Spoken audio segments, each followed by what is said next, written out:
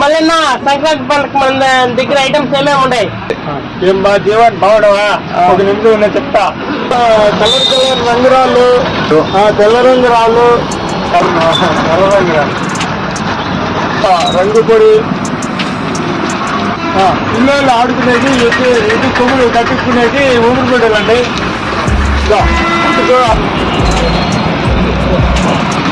ముగ్గులు వేసుకునేది ముగ్గురాలంటే ఆడున్న ఐటమ్స్